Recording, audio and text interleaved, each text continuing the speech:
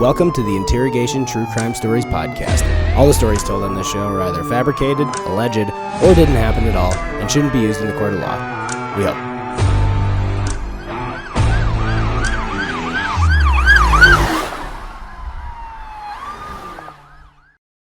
Welcome to the Interrogation True Crime Stories podcast. I'm your host, Corey David, and we have a very special guest with us two specials. Today. I'm two specials. Yeah, Mat Alano-Martin. What's up, dog? Not much, man. Thanks for having me over to your beautiful home and crime lab. Yeah, that's really become like its own interrogation room, you know? Yeah. Where nobody's actually getting in trouble for anything, but I maybe I could set the room up a little bit more like a white room with like a looking glass kind of thing. Yeah, and also like just a bright spotlight on your guests the entire time. That would really, I'm glad I'm not doing it, but for future guests, I think you should really interrogate them. Yeah, so for every future guest I have on the show, you can thank Matt. Yes, for exactly. Actually sweating during the show. You know, if it's called the Mat Alano-Martin lamp, I'll be fine with that. If you name the lamp after me, we'll put a sticker fine. on it and everything, like it's dedicated to you. Yeah, there you go. I actually do have some LED lights that I'm going to be shooting like a promo video for later, because we're doing the show down in Houston, Texas at the Secret Group. Mm-hmm. The live show is like different than the podcast or whatever, but I've got this whole like idea in my head about like just being in a bright light and somebody's asking me questions about the show and like all that stuff. Oh, so, that's good. It's fun. Yeah. Get some of your friends to play good cop, bad cop, and everything. Yeah, that's the idea. That's kind of the idea. And there's free donuts and everybody have a good time.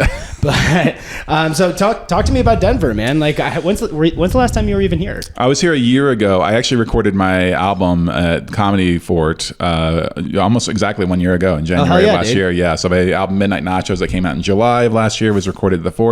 I just love coming here. Like, I mean, you have to hear this constantly over and over, either on this podcast or just in general.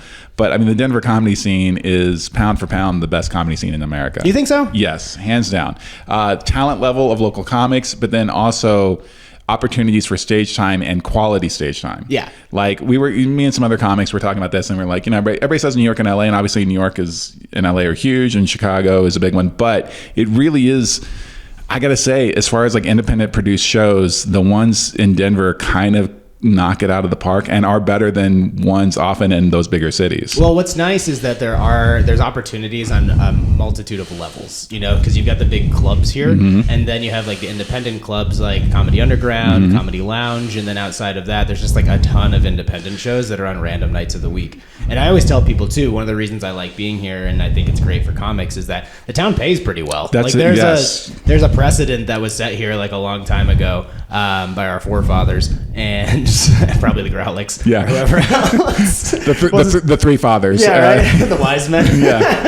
That everybody gets paid like a pretty good wage on a show. You know, your 10-minute spot can range anywhere from like $20 to $50. Yeah. And if you bang out a bunch of those throughout the week, maybe snag a headlining spot or something like that, you can actually like at least break even here, especially if you sell some merch or whatever. Yeah, exactly. And that's really where it's different. I mean, Atlanta is coming up. They're starting to get, I mean, they've always had some shows that paid, but more and more now that's becoming the norm in Atlanta as well, and some other cities as well. But I mean, you'll still do like a hot independently produced show in Chicago, and if it's even spot pay, it's not much. Right. It's like, here's your train fare, essentially. But you guys are killing it and have been for a long time, and the audiences are always great. So I love coming here for sure. Yeah. Well, next time you're in town, I'd love to get you on. Like, I do a monthly show at a brewery, and at Valenzuela headlined it last night. It was fun. It's great because like there's so many different spaces you can use here. Like, there's big, like, smallish kind of theater places. There's small brewery shows. Like, Steve does a great job with the rotating tap series, definitely. You know? There's just, like, a ton of opportunities. But, like, so where else, I guess, have you been recently that you were like, man, this either sucks or it's pretty awesome? Well, I just did a show in Cleveland, Ohio last weekend.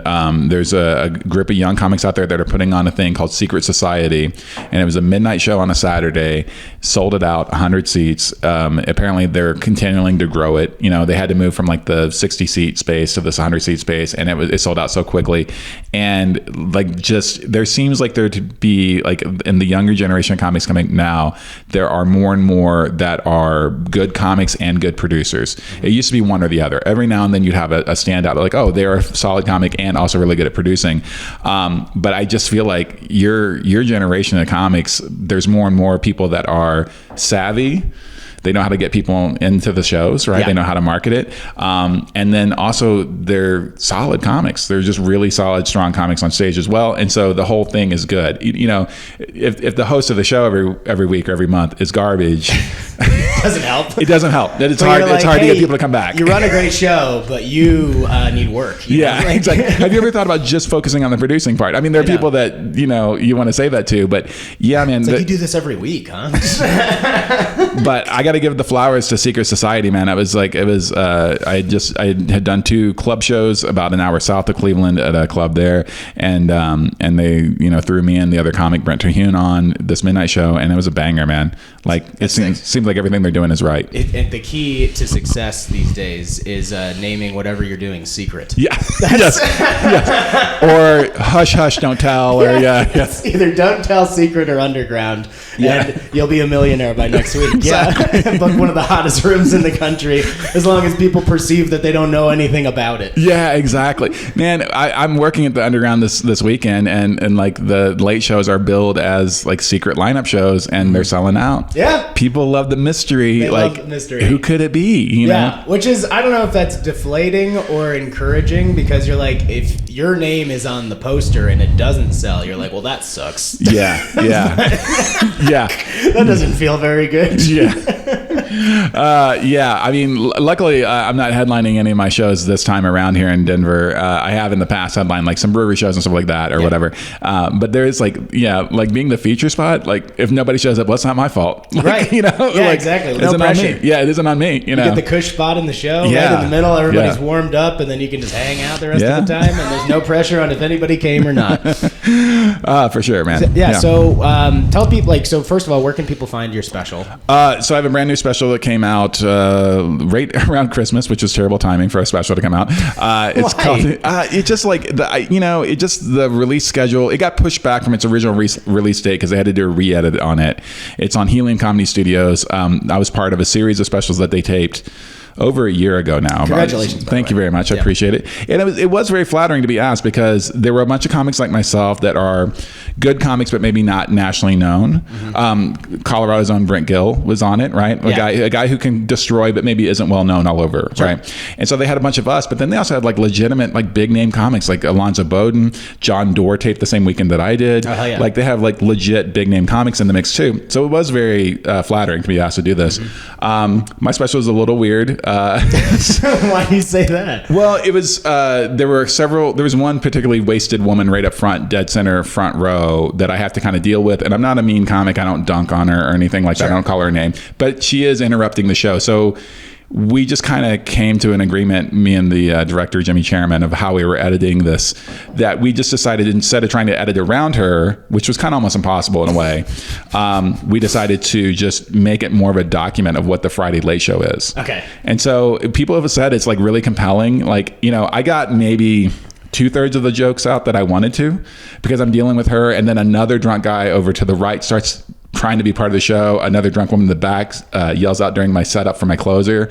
It's a little... Oh, no. So it's really like pulling the curtain back on what this is actually like most of the time. Yeah. And so you get to see how I deal with it. And, you know, and I'm sure there are comics that could have dealt with it better, but I mean, like, we just decided, like, let's just throw this out as it is. And it's a little bit different than the normal special. I mean, anytime you have more experience in this department than me, but like, I feel anytime you're trying to handle a situation like that, you're kind of hoping for a lot of luck. You know, you're going to just say something and it's going to diffuse it, or it's going to get a big laugh, but there's just as much of a gamble in it not going well at all, or amplifying what happened. Yeah. I mean, you get a certain sensibility and skill set. There's, you know, early on I would go too hard on somebody, and then you turn the rest of the audience against you as well, you know, and things like that. You're like, wait a minute, don't you remember me? I was super likable 5 minutes ago. Exactly. And that's the thing. I whenever I see a comic who goes 0 to 60 on somebody, because again, she wasn't heckling, she was just wasted and talking to her boyfriend the entire time, and talking to the people around them who were getting visibly irritated with her. Mm-hmm.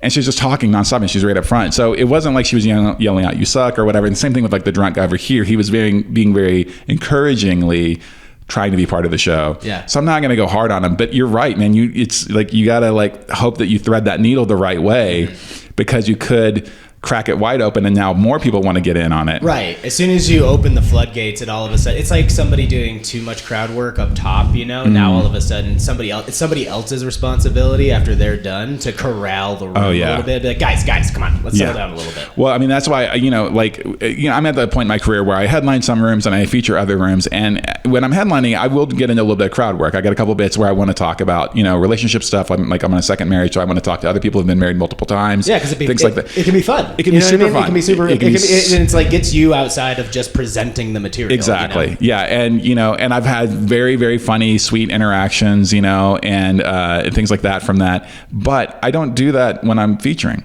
because if the headliner doesn't want to do crowd work, and it changes the expectation of the audience. Yeah.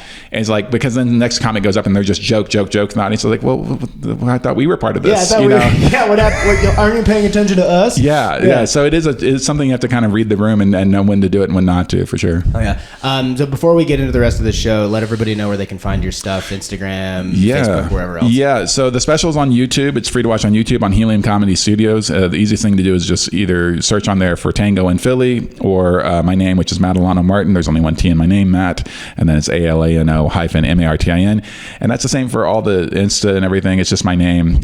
So just MATALANO-MARTIN. As far as I know, I'm the only one. So yeah. Yeah, I was gonna say, I think you've got that name on lock, bro. Yeah. If anybody else comes in, you should probably kill them. It's gonna be there's very only bizarre. gonna be one more, so you're like, we can take this. Yeah, exactly. Yeah.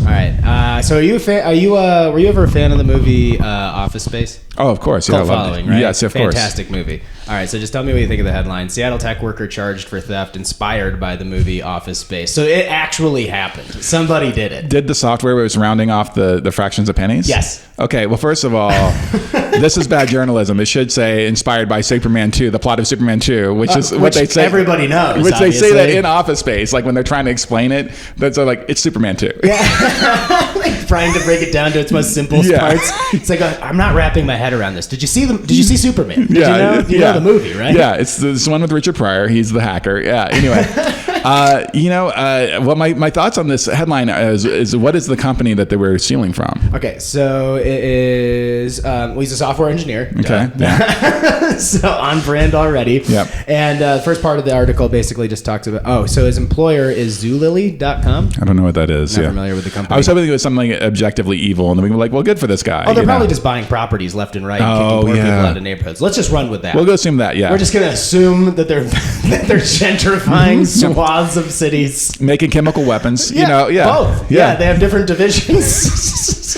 Because that's how you get the poor people out. Yeah. Is with the chemical weapons. Yeah, they say that they're just like there to spray for bugs, but it's actually napalm that they got in there. Yeah, exactly. So he swiped approximately $300,000 from his employer. He confesses that he told detectives that he was inspired by the 90s movie Office Space, which was really Superman 2, when he devised the plan to divert a customer fee from his employer into his own bank account. So he was taking the whole fee and thinking, so that's even easier to catch. Which honestly, first, I say this on the show all the time. If it's a crime against a major corporation, I'm all about it. Yeah, I'm a fan, and especially because he's taking customer fees that aren't for anything anyway. Right. Yes. It's like it's all the extra charges that people just like. It's like a Eventbrite or a Ticketmaster kind of like a service charge. Like, what service? Yeah. What service did you just provide? Yeah. Yeah, no, I agree. Like, it's not like he's taking. Yeah, I agree. If you're going to steal anything, that bullshit charge should be part of it. Although, if he watched the rest of Office Space, they get caught almost immediately. I think he would have. He would have realized. What they don't disclose is that did this actually happen over a long period of time, or was it you woke up the next morning and there's $1 million in your bank account? Exactly, or $300,000. Yeah. I don't know. That's interesting though. I know I told you that like I'm so bad at remembering things, but as we talk about stuff, I do have some memories popping up of a coworker of mine who we worked at a bagel shop. Yeah. And he had memorized all the prices of everything. And at the end of the day, at like 2 PM, you throw all the old bagels out, right? And so like the last hour or 2 hours, if people were coming through and buying stuff in cash, he knew what to tell them the charge was. Yeah. And then he could make change, and he had a whole system. So he could still hand them the correct change. Yeah. But then he's keeping whatever the $1.20 was for the bagel or whatever. But it all adds up. And then he would figure out how to make the drawer work. Like I was like, man, you put way too much work into this for $1 a pop or whatever. For like $20 at the end of your shift. Even not even that probably. Maybe made $6 doing this thing. Part of it's probably just the fun of it. It's really the rush of getting away with something. Yeah. I think is what compels anybody. It's like, you might not have gotten away with a huge haul, but it's just the fact that you did it. That was the original script of Ocean's 11, as they were stealing money from a bagel shop. Yeah, it's just like this the very famous. We're gonna break into this famous deli in New York. Yeah. Rosenberg's. Yeah, the big heist. Yeah. So we had a scheme when I worked at the state fair back in New York, where they had we were cashiers in a parking lot, and they had like a ticket book, and you would rip a ticket out, people would give you money, you give them exact change, and then you had the stubs that you would keep, and it would have to match up with the money, right? We one of my buddies was just like a parking lot attendant, and we just decided that we could trick people into giving us their stubs as they were leaving. So we had all these extra stubs that we could basically sell to people and then not have to rip one out of the book. Oh, that is clever. Yeah. Then, so we were doing okay, making like $30-$40 each like a day, and then he started getting greedy, and I'm like, I gotta back out, dude. That's a red flag, right there. We're gonna get busted so hard. And the supervisor's like, you sold 4 parking spots, but there's 300 cars here. How is that possible? You're like, you only ripped out a couple tickets. You're like, I don't know, man. I'm just high, I guess. I'm just trying to do good. You're caught. It's bad when you're using that as your excuse. Like, I'm on drugs. Yeah. I'm sorry. Please don't find out about my theft. This is in upstate New York in the 90s. You know what I mean? That was heinous. That was a heinous crime in and of itself. You're like, you admit to a crime by saying you were just committing another crime, and it was just a casualty of doing such. That's fun. All right, so 2 men accidentally set themselves on fire trying to burn down an immigration center. Did you see that? No, but I applaud it. Yeah, exactly. Sounds like they needed some ice to set the fire out. All right. Come on now. I got to get at least one dad joke in an episode.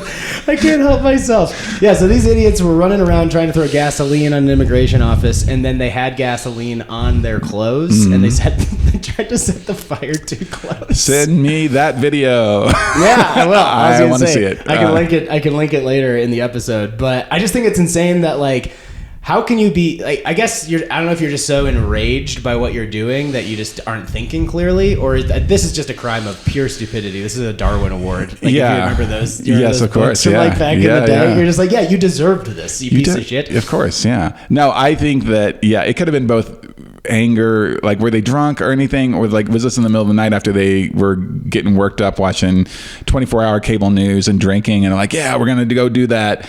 But also maybe it was planned. Maybe it's both anger and stupidity. It could be both. Stupid anger. Stupid anger. They were just running a bit. It was. But also, should we do some research and find out if this is some weird right-wing TikTok challenge? Is this? Yeah, I was gonna say. I think TikTok's gone way too far. Just all right, guys, we're gonna light ourselves on fire. We're gonna be famous next week. This is how we do it. Yeah, guys. Yeah. These guys probably were just watching a QAnon video right before they went there, and they were amped up, and they're we're doing the right thing here. But I don't know. Have you ever lit anything on fire? Anything of note? Yeah, I grew up out in the country, and we didn't personally burn trash, but I knew people that did, and it had a trash barrel essentially that you'd burn your trash, because we didn't have sanitation pickup. You'd have to drive your trash into the landfill basically. Yeah. And so people didn't want to deal with that for old newspapers and shit like that. Yeah. It's fun to light it on fire. It's more fun to light things on fire. Yeah. I did see a creek on fire one time. What? Yeah, I was doing some underage drinking with my buddy Billy, and a bunch of kids were down in the woods, and so we're late, and we're walking there, and they were trying to make a fire, and they poured gas on the fire to get it started, and it shot back up into the gas can, and the kid panicked and threw it into the creek. But then the gasoline just spread across the top of the creek, and so the creek was on fire. As we're walking up, we see this creek on fire, and me and Billy just go, nope, and just turn around and walk away. We found out the story later, what had happened, but we walk up and see a bunch of kids panicking, underage drinking in the woods, and a giant stretch of liquid is on fire. We're like, we'll just go home now. That's fine. Could you imagine if you didn't, you were just walking in the woods and you didn't know you were going to a party? You were I think Satan's here. Exactly. Yeah, the end times have come. Yeah, and lo, the creek shall be on fire, and horny underage kids will be throwing up on each other. It's because of the sin. It's because of all the sin that was happening in the forest, you know? God just lit the scorch to the earth. That Mad Dog 2020 sin and a little bit of gasoline. That is kind of a sin, So, like, but you didn't even, so you found out about it later, but like, we found out what happened. We were walking up and we saw the creek on fire and people freaking the fuck out. And we were like, nope. And we just like, we were still like a couple hundred yards away. And we just walked back to Billy's house. So we're like, Yeah, I can understand. This seems like a bad omen. Like, like whatever fun we could potentially have tonight. Yeah. The FOMO would have to be pretty strong for you to stick around. Like, well, we still want to go to the party. Yeah. I mean, this is probably just a temporary setback, right? Surely it won't light the whole forest on fire. Yeah. We had, we were just like, we used to like just light stuff on fire like in our yard, like for fun, like when we were kids. And I forget why, but we had like it was like wood stain that we decided it'd be fun to kind of like try to light on, and it engulfed in flames like way too quickly. And my friend Brian is an idiot, and I am too, but he decided to throw it towards the woods for some reason. Here's the thing about Brian, not a good throw. So it went immediately to the right and hit like our childhood swing set that my grandfather built for us, you know? No. And the whole thing just got up in flames. And we're all just panicking because we don't know what to do. Like, I'm trying to hit it with a towel. Somebody else gets like there's a hose 10 feet away, by the way. And I didn't think of that. Yeah, also high. Yeah. Probably highly likely. Yeah. But yeah, that one didn't go over very well with the parents. Did you burn the swing set to the ground? Not totally, no. No, okay. No. But there was substantial char on one side. There was a story for the neighbors the next day. Like, hey, were you guys burning down the entire swing set? You could have just chopped it down, used it for wood for other reasons, you know? Oh, man. Yeah, I wasn't the smartest kid. Yeah. What can you say? But I'm glad these guys got arrested. Is that how you got kicked out of the will? Yeah, basically. I was never in. I was going to say I'm black sheep in a Mormon family. I was going to say I was only written in out of pity more than anything. Are they saving a space for you in heaven, like the limited seating that the Mormons believe that heaven has? Yeah, it's like you get a seat on the outside. You know what I mean? It's like a bench. Should they have? Yeah, you have a hard bench. You're not in the comfy chair. Like, he's blood related. We got to write him in. He's here. Yeah. You know, we can see him, but he's not allowed to hang out. That is my favorite thing about, and I'm not dunking on Mormonism, but it is an interesting concept to think that heaven has a seating capacity. Oh no, that's Jehovah's Witness. Oh, that's a Jehovah's Witness. Yeah. Okay, I'm sorry. Yeah, but heaven does. I mean, sorry. The Mormon Church has its own cookie set of like the idea of heaven, where it's like a 3-tier system. Okay. So there's a class system in heaven. Fantastic. Yeah. Exactly.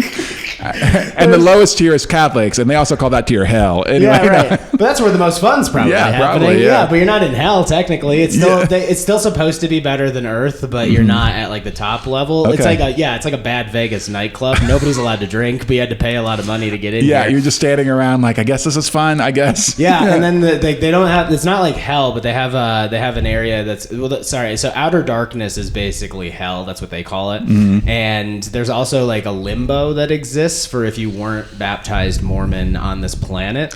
You pass away and you realize, oh, clearly Mormon was the right answer. Now I'm just in limbo. That sucks. Yeah. So they do have you ever heard of baptisms for the dead? Yes. Yep. Yeah. So we do that. Okay. So I knew there was a thing where you can get you can retroactively pull your dead family members into Mormonism, right? Yeah. So yeah. You're going either way. Against their will. Yeah. They've gotten into some trouble for that because they're like, as you could imagine. Yeah, I could see that. They started baptizing people that were like Holocaust survivors. They're like, he was very clearly Jewish. Yeah. And this is very insensitive. Yeah. Yeah, man. That's a tricky business, but I think most religion is. Anyway, we just changed the entire shift of this podcast. No, that's okay. I don't mind talking about the church. It's its own crime racket and call as it. I mean, I could talk about that for forever. But cool. That's gonna do it for our dumb crimes of the week. All right. Those are pretty dumb. I do have a follow-up question. So the guys that set themselves on fire, did they survive or are they dead? Do you know? Let's see. What do you mean, Vice? No, I want to go back to browsing. Let's see. The business was closed while the fire was contained. They did survive, but they were very, very badly burned. And then doubly so by the internet. Mm-hmm. Yeah. And hopefully these guys go to prison for a good amount of time. Yeah. With a bunch of burns. Like, All right, so I know you said you were having trouble thinking of a story, so I figured I'd share one of mine first. So when we were like, if you haven't noticed from listening to this show already, like we did a bunch of really dumb things when we were kids. Just nothing like overly criminal, but like some vandalism, just fucking around in the neighborhood kind of thing. And one time, there was one house, I don't know if you guys had this. Did you live in like a neighborhood or did you live in like the country? I lived in the country, but in like a country neighborhood where if you go down like a 2-lane highway and then there's a very small county road that goes off of it, you know, through cornfields, and then there would be a cluster of like 4 or 5 houses that are all kind of close to each other. Okay. And then nothing for another several miles. That's where I grew up. And the reason those clusters of houses were there was because through the middle of it was a railroad track and there was a creek, not the one that got set on fire, a different creek.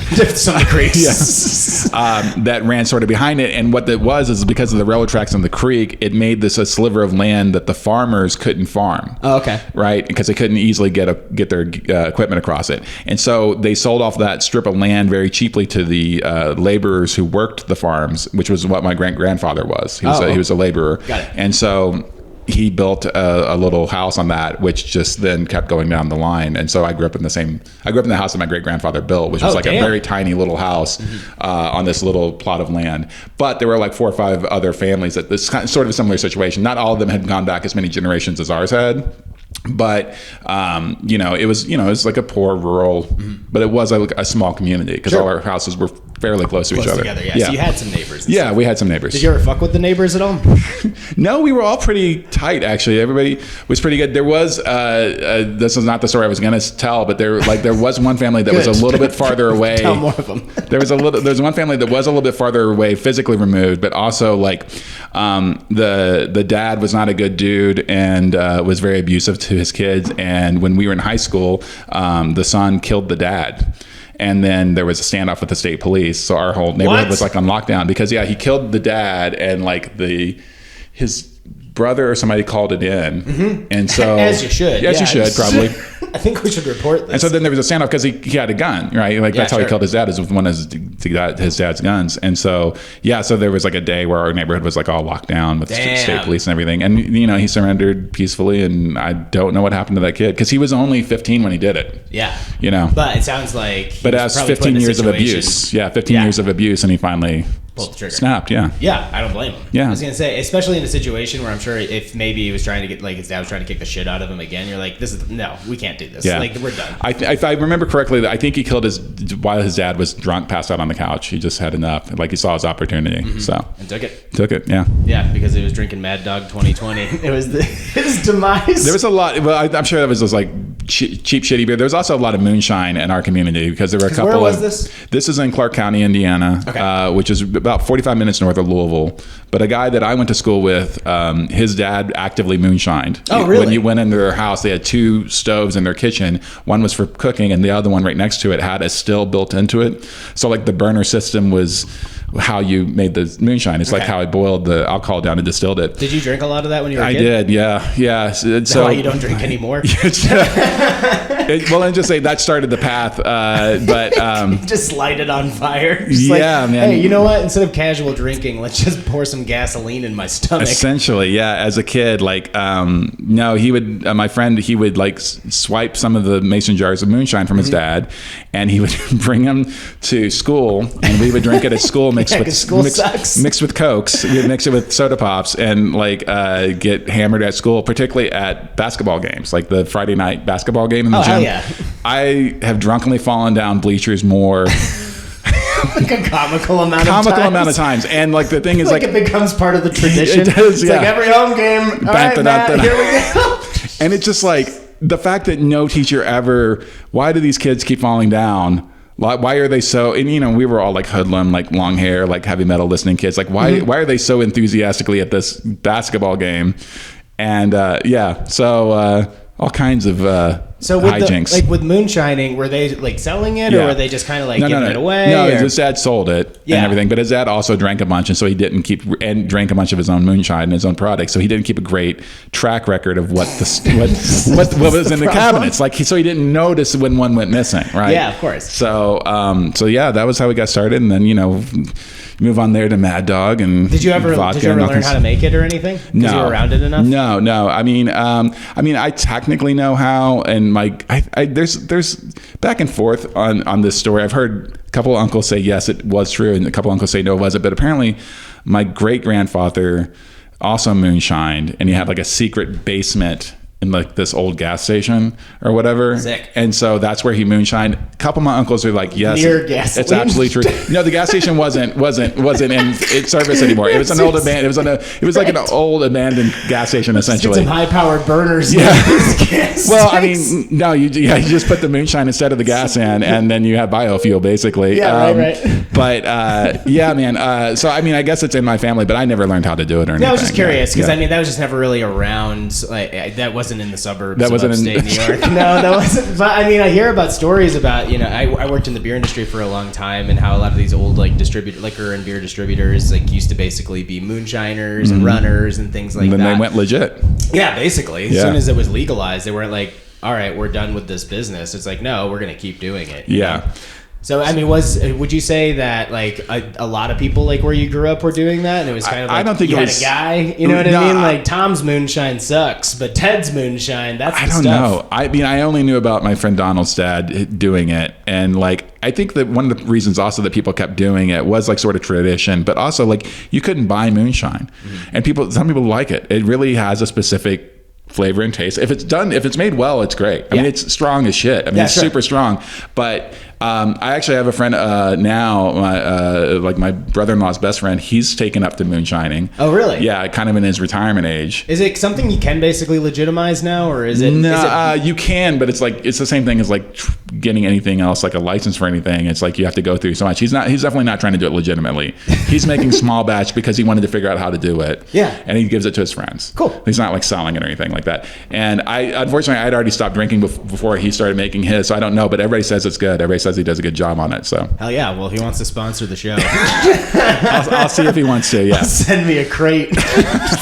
Old school. I got to open it with a crowbar. Yeah, exactly. Yeah. So like our neighborhood was definitely like more docile because it was the suburbs like outside of Syracuse, and it was like one of those like new cookie cutter neighborhoods that are like a bunch of parents moved into, and it's like it's all like kids our age that are just running around with literally nothing else to do, just kind of bored, right? Yeah. We had a pretty good system where there were like 2 or 3 houses in our neighborhood that you could strategically get to and get back from, like under the cover of darkness. Oh, nice. Yeah. You go through the woods here, you go around a fence here. Yeah. There's a house that's right on the corner. You don't even have to get outside of the fence or whatever, right? So there was one house in particular. We wreaked havoc on this place. Nothing that was like cost a lot of money or anything, but just like dumb pranks. And one night we were just like pool hopping, pretty innocent, right? But we decided it would be really fun to set up all their patio furniture at the bottom of their pool, like arrange it so that it's like you could sit down there. I think it's funny, yeah. Silly little goof, right? Yeah. Pretty harmless, you know? So later on that summer, I'm sitting at my computer in like the living room or whatever, and the cops come to the house because apparently my little brother and my cousin, who were unbeknownst to anything that we had done to this house, were just in broad daylight throwing rocks at the house just randomly. Like And did people live in this house? Oh yeah. And now I'm going to ask a very uncomfortable question. Uh-huh. What was the race of the people that lived in this house? Oh, it was a whitewashed neighborhood. Okay, all right. No, that's why I was asking. It's like you guys are like... it could be a hate crime. It could be a hate crime. We could be talking about some hate crimes here. You're absolutely right. Yeah, I mean, so no, I mean, basically, it was like our whole neighborhood, our whole town was basically just white for the most part. There really wasn't a lot of diversity where I grew up in. It was a kid that was like in the grade like above us, you know, and then parents, and he's got some siblings or whatever. So so my little brother and my cousin get trouble for throwing rocks at this house. Cop comes to the house. My parents and the cop are just like sitting at the table, and he's like talking to him about like how this is terrible. You shouldn't do that. And then he says at one point, yeah, these people just feel like they're being targeted. Apparently earlier in the summer, somebody put all their patio furniture in the bottom of their pool, and all you hear is me in the computer room just go... Couldn't hold back the laughs, and I just had to run upstairs. Did you get busted for laughing at it? No. I was just like, yeah, that's silly. That's funny. That's wacky. Why would anybody do that? That's so crazy. I know, yeah. That's so dumb. No, we didn't do a lot of pranks on each other.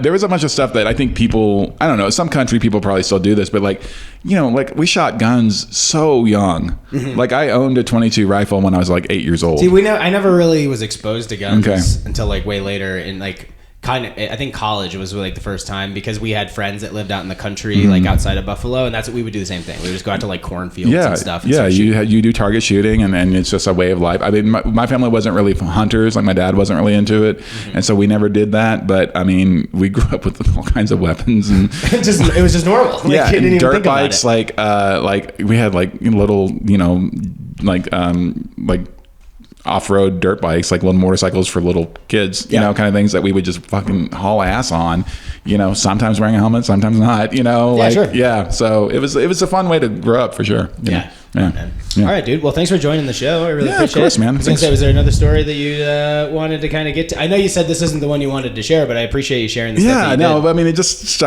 comes out as like, it's funny, like these idiots setting themselves on fire just unlocked all these memories. yeah, that's kind of where it goes. Like if I share something, like, because again, it's mostly just kind of like pranky kind of stuff that we did. It was a lot of like silly things that we did in high school, and usually that jogs people's memory a little bit. There was I'll tell you two quick ones, and then we'll get out. I know I don't mean to make this super long, because I know it's okay. I always say it's like around 30 minutes, but if we go longer, that's cool. So you know, I did start drinking very early in life, and like, you know, and it's country kids drink early because there's nothing to do, right? Exactly. There's nothing to do, and you drink, and it's around. And in high school, one of my friends got a summer job, which was to work the entryway guard shack for a local like state park, right? Like where there's like camping and fishing and swimming and all that kind of stuff, and hiking. And they gave this 16-year-old kid this job that he had like the midnight to 8 a.m. shift. And he's the only one. Prime party So hours. we would just go party at the entranceway to a state park. And then he would breathalyze, because he had a breathalyzer in this booth, and so we were trying to set a high score. Like he's like, so we're just, it was like 12 of us hanging out, you know, drinking moonshine, well, and like vodka and all kinds of stuff, and like blowing like these crazy, you know, because also if you take a drink and then immediately do a breathalyzer, like it goes off the charts. Oh, of course, it's like crazy, and so it's cheating basically. You gotta wait for it to soak in. Yeah, exactly. But it was one of those things where like if anyone came, there was like nowhere for us to run away. Like it's a one super long road up to this guardhouse. Yeah. It's like, so we could have tried to flee into the state park, which would have been disastrous. Yeah. Or we were stuck. So the fact that no one ever tried to come and check in, you know, in the middle of the night, that was definitely. They had to have known that they were like setting themselves up for failure. I don't know. By letting a 16-year-old. He was not a partying kid. He was a very sweet. I could understand why they would trust him with that. They just didn't know that he ran with a bunch of degenerates. Do you remember the high score? I don't. I do remember like us looking at him like, oh, you're legally dead. Like things like that. You shouldn't even be breathing. Yeah. But the other one that's more crime based was I had a different friend in high school that didn't grow up in the same small town as us. He lived in the bigger city. And he ran with some like seriously hoodlum dudes. Like they were, you know, they would beat people up. They would do some shit. And I go to his house one weekend to crash with him for the weekend. And he's like, hey man, you want to see something? And he pulls back this panel, like they had really crappy paneling, and like there's like a weird crawl space, and he has this garbage bag full of candy from like a vending machine candy thing. Oh, okay. And I was like, what is this? And then his buddies had broken into and robbed a Lance candy truck. Oh shit. And they took all the money, and then my buddy's like, I'll take the candy. Oh hell yeah. I was gonna say, of all the things that I thought you were gonna say are in this bag of candy. Yeah. Like the biggest Halloween heist. You're like, hey, look how many houses I went to. Dude, we ate so much candy that summer. Like that summer, like we did incredible damage to our dental work, I'm sure, because he just had like 50 pounds or more of candy. That's so wholesome. Yeah. Yeah, you're like, yeah, you guys can have the money. Yeah. Like, I'm gonna take these candy. I want these Smarties, dog. Give me those Smarties, you know? That's so fun. Yeah. So I encourage that. Yeah, I didn't do the crime, but I certainly profited from that crime. Yeah, that's the best part. You're like, hey, idiot, you go do this thing, and I'm gonna reap the benefits for it. Yeah, I'm gonna get my sweet tooth on. Yeah. Dude, thanks for sharing, man. Anything else you want to plug or talk about before we get out of here? No, man. check out the special. It's weird. All that kind of good stuff. You can follow me on social media and all that. But no, man, I was just very, very honored to be on your podcast. Yeah, I'm glad you were here. Yeah, man. Cool. Thanks, bro. Yeah.